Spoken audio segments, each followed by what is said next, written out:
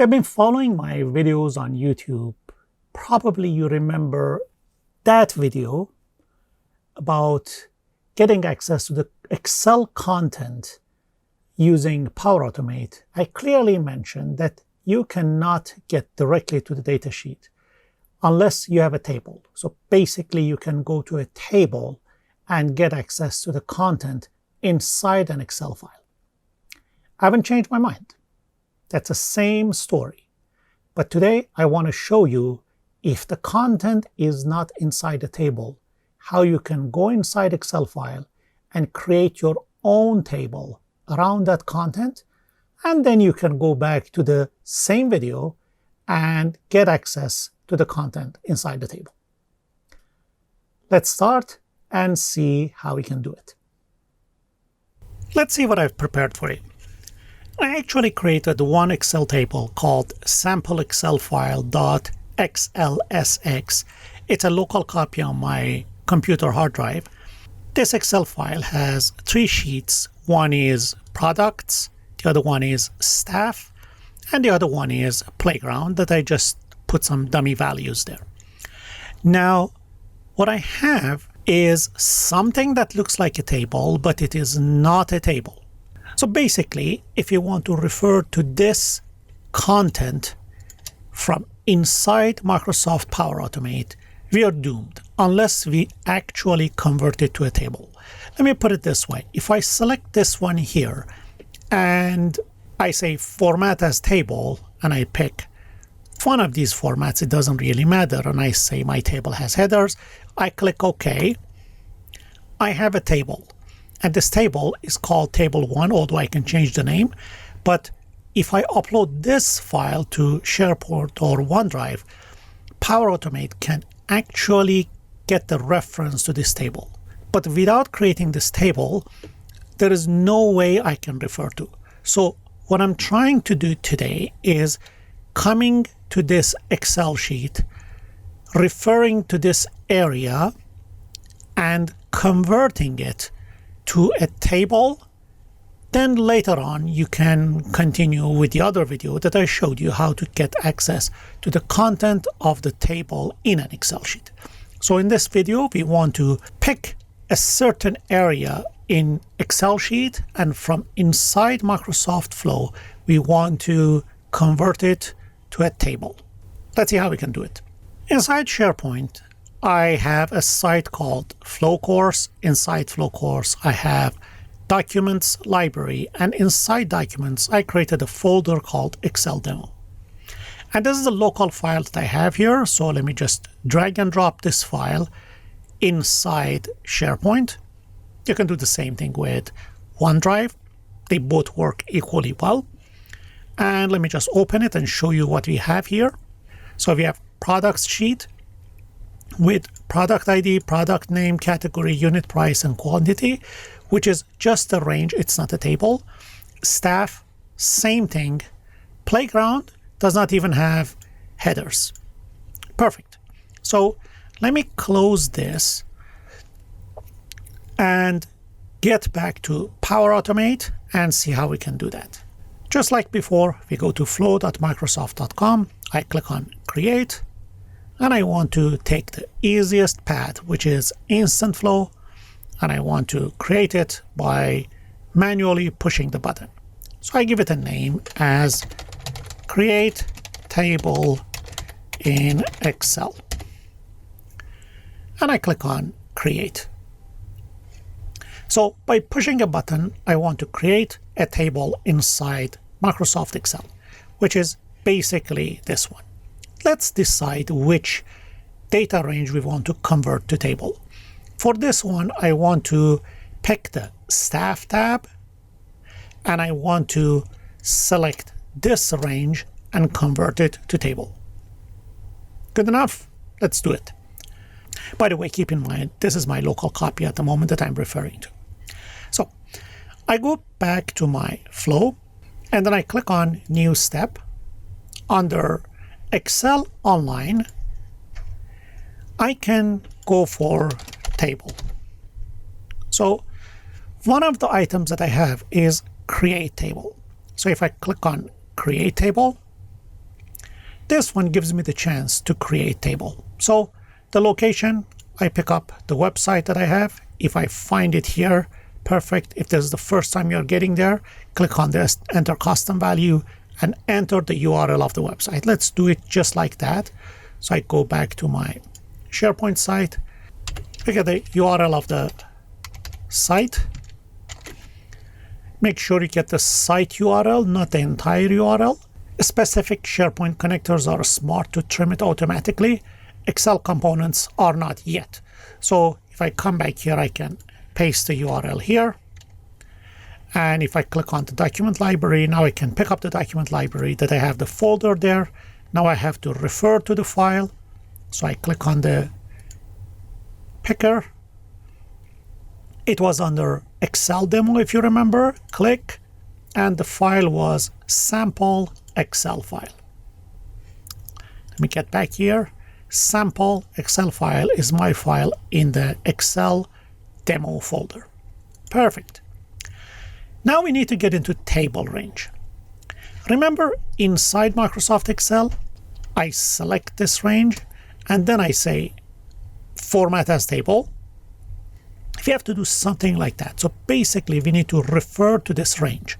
And if I go back to my Power Automate, table range, it says enter the table address using A1 notation.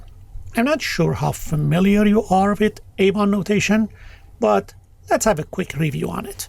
A1 notation refers to the first top cell of every sheet, which is the cell A1, which basically means when we want to refer to any cell on the page, we start referencing them from the top left corner of the Excel sheet, which is the A1 point.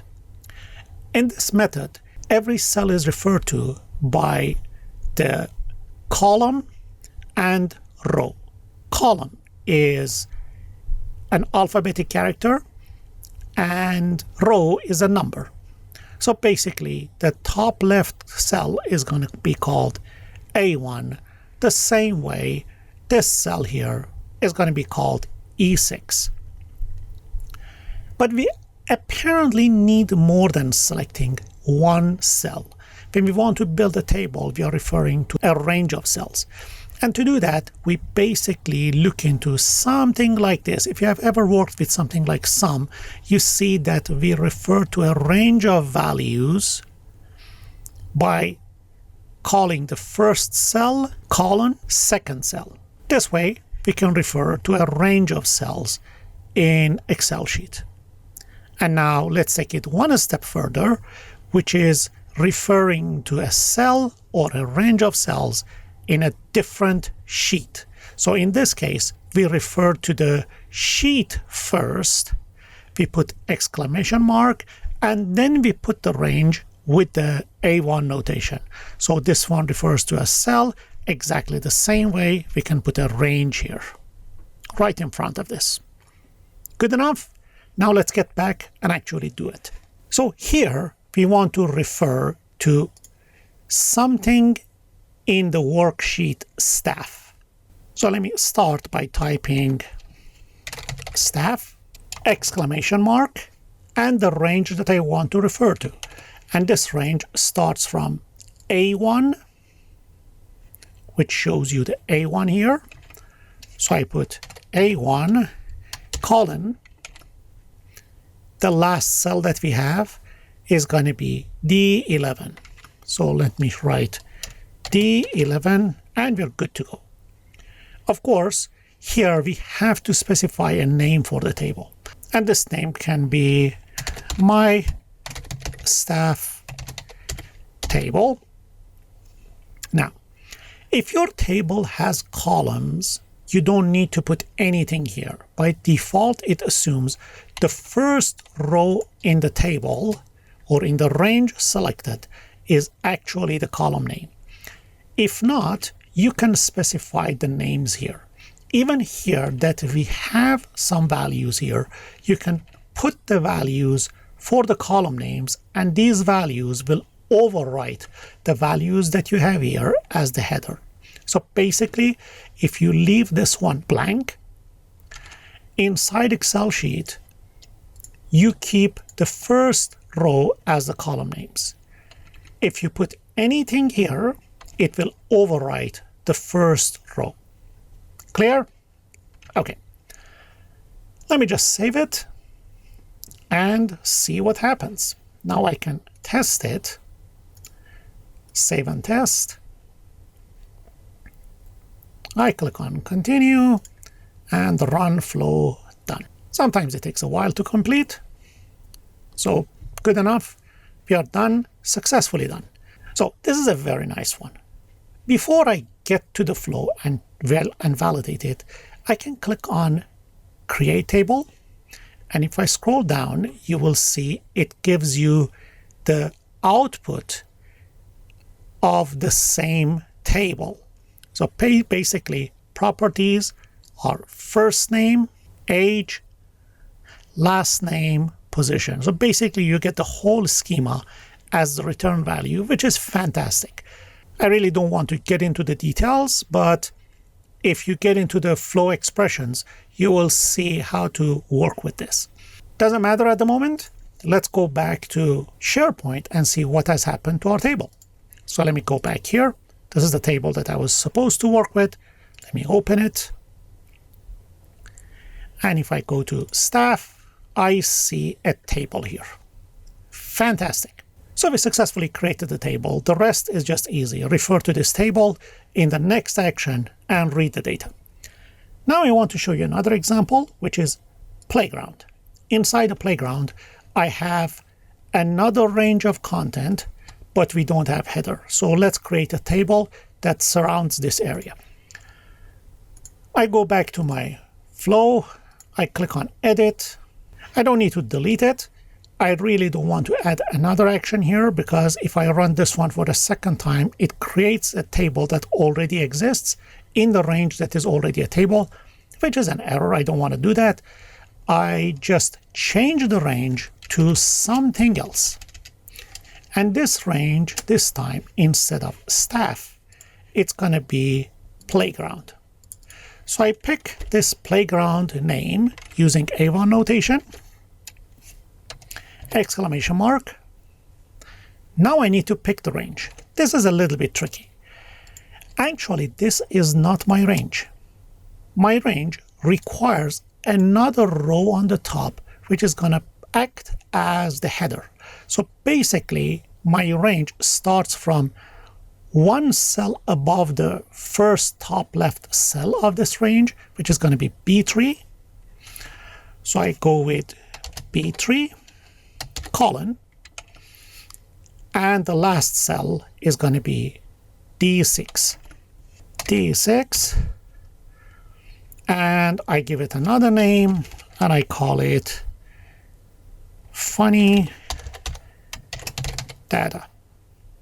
Now I can specify column names. Now if I go here, I have column 1, 2, and 3, for example. So I call the columns call 1, semicolon, call 2, semicolon, gosh,